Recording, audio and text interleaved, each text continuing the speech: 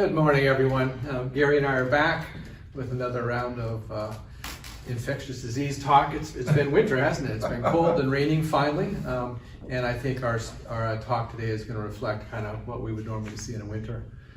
So we're going to talk about all the viruses going about today. Let's start off with COVID, as we usually start. So you'll see our first slide here continues to track COVID positive cases at our lab.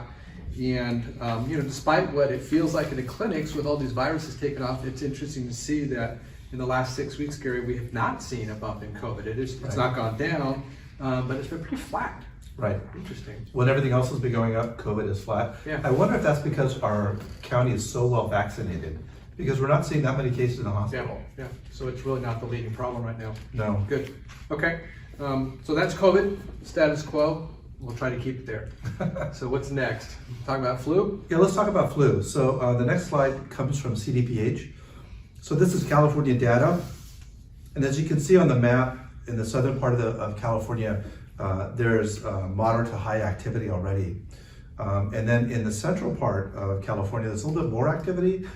And in the Bay Area, we're seeing low activity. So right now, we're seeing a lot of influenza activity, but it's still at a low rate, which tells us that the season is going to get worse as we move through the next few weeks. Right now, about almost 8% of our swabs in California are coming back positive. That's higher in some areas, lower in others. There's our hospitalization rate for influenzas not going up right now, so that's a good thing. It tells us that we're early in the season. And there's been 10 deaths in California documented from influenza. I want to dial in a little bit more on the influenza since the flu seasons are very important for all of us. This next slide for California shows, and if you look at the dark blue dotted line, that's the season now. The other lines are previous season. But these are influenza detections. So influenza rates are going up. They started like 3 to 4 to 5%. Now they're up to almost 10%. In our area, it's probably higher than 10%. I'm going to guess maybe 15% in our area, because I think that Sonoma County is a bit of a hot spot. So far, about 98.5% of influenza detections are influenza A, and the vast majority of those, 96, 95%, are H3N2 influenza, the same strain that was seen in Australia last year. And continues to be a good match for the vaccine. Yeah, for H3N2 and H1N1, so far preliminarily, the vaccine's a good match. Good. So that's important because influenza vaccine does save lives. And we're going to talk a little bit more about mortality later, but influenza vaccination, COVID vaccination are life-saving. They actually improve mortality. The next slide is showing you just the influenza-related hospitalizations in California. As you can see, it's pretty flat. It's that dark blue to the very left of that. So even though the influenza season has started, we're not yet seeing hospitalizations or yet outbreaks in nursing home facilities and crowded facilities. The next slide is going to shift to RSV. It's been in the news a lot.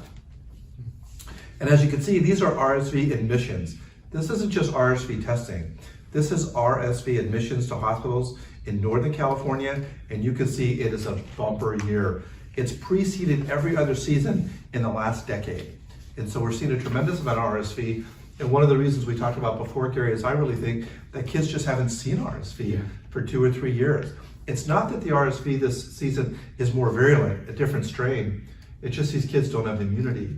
And so more kids that are getting infected with RSV are showing up to clinical doctors and to hospitals as well. So RSV has been a banger year. This next slide, spend a little more time on if it's okay with you. This is kind of a summary slide to tell you if you put all these viruses together, who and what is where.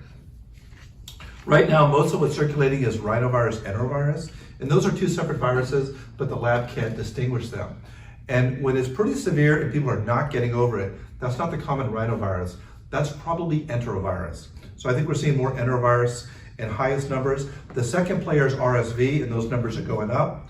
The third most common virus is parainfluenza.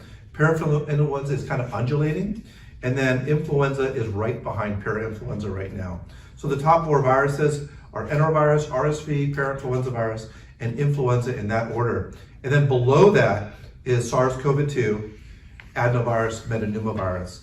And so I'm going to put a box to the right and just kind of tell you that this is now how I see the season. As you talk about with Game of Thrones, winter's coming. Well, winter's here, and this is kind of like we're Florida waiting for the hurricane. And I really think this is going to be a hurricane season for a mixed respiratory virus paradigm.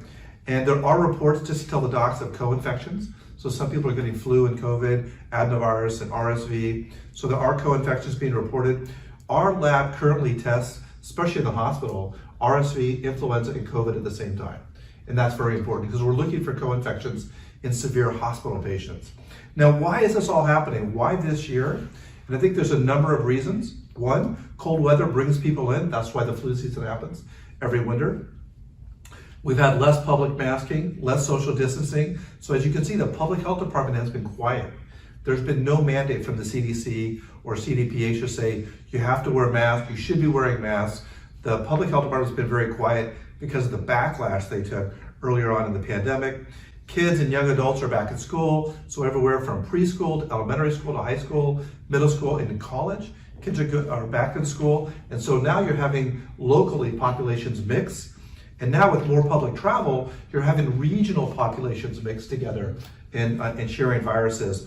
Holidays are around the corner. People are already getting together for football games and baseball games, as well as Halloween has just passed us by.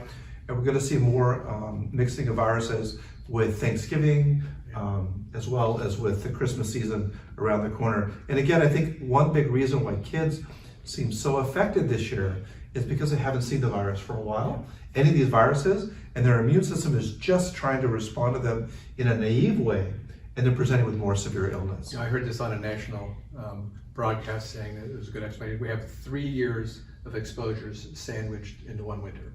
That's a great way to, I think that's a great way to explain it. That's exactly right. And we're going to feel that clinically. We're already feeling that now. It's going to get worse. Yeah. Gary, let's get practical now for our clinicians. Let's talk about treatment. And I'm going to we're all pretty comfortable with COVID treatment right now, but let's talk about flu. Okay. So, you know, a very common scenario, usually the people with the flu, for the most part, are not ill enough to be in the emergency room, and they give us a call or an MHO message saying, you know, I'm sick, I got symptoms, I've done a negative COVID test.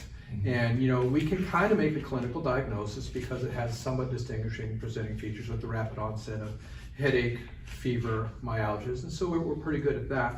And we're also pretty comfortable with treating it with Tamiflu. That's been around for a long time. It's hard for me to pronounce the generic, how do you say it? Oseltamivir. There you go, what he said. So we're pretty comfortable with Tamiflu. You know, we know that Tamiflu has to be used early, the first 48 hours. We know that it's not really that effective. In fact, I think the data I saw shows it'll reduce your symptoms by a day. Correct. All right. That's correct. And mortality data, it doesn't help. It doesn't exist. Okay. But it's a pretty safe drug. You know, you do have to adjust the dose for significant renal function changes. Only one drug interaction, and there are some side effects. So, you know, we all consider it kind of a benign drug. So, how do you use it in your practice? What do you think about empiric treatment or treatment with Tamiflu? Yeah, especially in a year like this, I think empiric treatment is reasonable. But in certain populations, first of all, just to let everyone know, there are 4 antiviral flu drugs available, and I'll show that in the next slide. Oseltamivir, which is Tamiflu, is the most common one, and it's a neuraminidase inhibitor. There's another oral drug called baloxavir. Baloxavir is a new drug called an endonuclease inhibitor, so it's a different mechanism of action, and that's important for resistance. But those are the only 2 drugs available. Yeah. There's zanamivir, which is an inhaled drug as an antiviral, but it can really trigger a respiratory response in asthmatics, patients with emphysema, so it doesn't get used very much. There's also an intravenous medication in the hospital called peramivir. But really, oseltamivir and baloxavir are going to be the 2 oral drugs, and 90% of the time, we're going to reach for oseltamivir. I think it's very safe. I think you're right, Gary, and it was your reading that kind of brought out that drug interaction that we'll show in just a minute. And so I think if someone has abrupt symptoms, and you know, it hits you like a brick, right? Patients will tell you, oh, doc, at 9 o'clock, I was feeling good, and at 10:30, I was really sick. Abrupt fever, abrupt headache, abrupt myalgias, followed by a cough. Sounds like the flu. If those symptoms are less than 48 hours, I think it's very reasonable to start this drug. You know, especially in patients who have comorbid conditions, In other words, there's some high risk. So let me show you Let's that. refine that a little bit. Yeah, so let's, slide 2. Slide 2 in red is going to show you in this lower section, some with suspected or positive flu, so it's not just confirmed flu, suspected, symptoms under 48 hours, and they're over 65, they're less than 5, or they have serious comorbid conditions. And I would consider asthma, diabetes, coronary disease, neurologic disease like a previous stroke. Obesity? I would say morbid obesity, Okay. I think is significant. Okay. If someone has moderate obesity and asthma, I think that's significant because that's a Okay. respiratory drive, and especially pregnant women because pregnant women represent a high-risk condition where there's adverse outcomes and hospitalization and death in the mother and in the fetus. So if those are high-risk conditions and they're less than 48 hours, I would treat those patients with oseltamivir. And again, I put on here at the very bottom, don't use romantadine and amantadine. Those are old drugs we used to use in the past. I bet some of our younger docs probably don't even know about that except in the textbook. So what we're saying is there's a rationale for using this empirically, but not for everybody. Correct. You have to really narrow it down to the high-risk individuals who, for the minimum benefit that's going to have, might help them out. The people that are young and healthy are Right. not worth it. And it's good to make the comparison between COVID and the flu. Because with COVID-19, vaccination improves survival, lowers hospitalization. Paxlovid and molnupiravir also impact survival and reduce hospitalization rates. Influenza, the only thing that impacts mortality, the only thing that helps survival is vaccination. After vaccination, if you get the flu and you go on any of the influenza medications, it doesn't change mortality. It just helps you get better if you're going to survive. Now in the hospital, we put everyone on an antiviral, independent of risk factors, and it's not just because it's the right thing to do, lacking mortality data. We also don't want the patients next to them to get the flu. So we try to lower their viral load as quickly as possible so we don't get an outbreak in the hospital. So there's some public health reasons as well as clinical reasons. But COVID and flu, I mean, we're not positioned as well with influenza, with antiviral therapy. So I think using it is in a very sort of pragmatic way is a good idea, but we don't want to be too liberal. And so let me share the last slide with you that I have about what are the downsides to overprescribing an antiviral medication for the flu. Well, if we think about oseltamivir in particular, nausea, vomiting, and headache are the most common side effects. Nausea, vomiting, 8 to 10% of the time. So imagine you have the flu, hits you like a brick, you're in bed, you got a fever, chills, myalgia, a cough, and then you add nausea, vomiting to that. So it's not going to really be helpful in a lot of patients. You actually may make their symptoms worse. And so you want to do it for people who you want to keep out of the hospital. But other than that, you're right, Gary, no serious drug interactions. You pick this up that Plavix actually lowers oseltamivir levels, but you don't want to dose adjust the oseltamivir for that. But that's probably the only interaction that we were able to find in the literature. We also worry about resistance to the neuraminidase inhibitors. We've seen that before. It's been actually demonstrated in Japan. Japan has seen this in previous years. So if we overprescribe anything, we're going to have resistance. And then the other thing is that what if we use so much of it in low-risk populations that we don't have drug available for higher-risk people? And I think that that's really important. So we don't want to have a run on oseltamivir and then not have other drugs, or reach for zanamivir in someone with emphysema because you don't have oseltamivir, and that puts them into an emphysematous exacerbation. And that's happened in years past. There were years where we've run out of, the pharmacies have run out of it. So. So it's not for everyone, but with clinical judgment, I think it would be very reasonable to use this, especially this year where you may not need to bring someone in and do a flu swab if the symptoms are classic, and you actually end up not delaying therapy waiting for that swab and that appointment with any access issues. Good. That's helpful. Yeah. Help us treat, because despite the graph showing its low activity here, I think we're hearing from many providers that they're seeing a lot of this just in the last week, 10 days. Yeah, Bill Elder said he had 4 people in his office yesterday. That's a lot in one day. It's a lot. So. Yeah. Okay.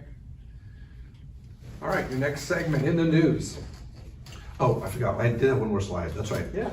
Thanks for reminding me. So in the news, this is our news segment that kind of talks about things that you might want to know because you might be hearing about, but it doesn't impact your practice at all. In the news, the Supreme Court let a ruling stand that TSA can mandate masks on planes, trains, and automobiles. So public transportation, TSA will continue that mask mandate. I think that's really smart.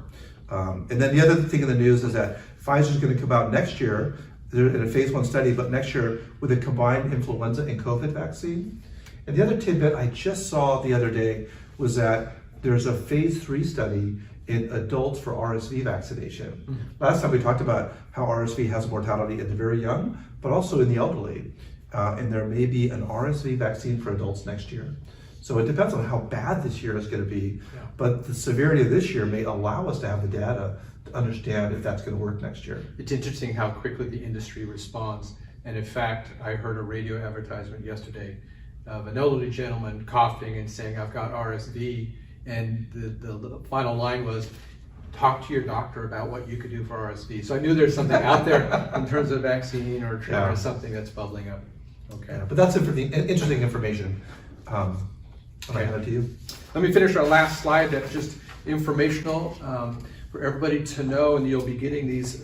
This came as an email this week, and Felix Torres in operations is going to be sending this out weekly. I just want you all to know that we've increased the vaccination clinics to 4 days a week. You can see it on here, and offering different brands on different days. And I've highlighted the fact that, of course, it's very important for all of our providers to get the flu and the latest COVID vaccine. And you can walk in on any of those days, choose which brand you want, and walk in, and they will accommodate you without an appointment on that day. And then the last thing out the bottom, you'll see that the Novavax booster is available at the walk-in clinic. And as Felix says, despite the name, encourage your patients to make an appointment. You know, Gary, one thing, questions I get from docs is it safe to mix and match? Yeah. There's data out of the UK that maybe mixing and matching is a little bit better. So the good news about it is it's A-okay to mix and match vaccines. There might be a slight benefit, not enough to say you should mix and match, but it's certainly not less effective. All right. So go on the day of the week that works for you. yes, All convenient. right. Thanks, everybody. Hope that was helpful. We'll see you in due time.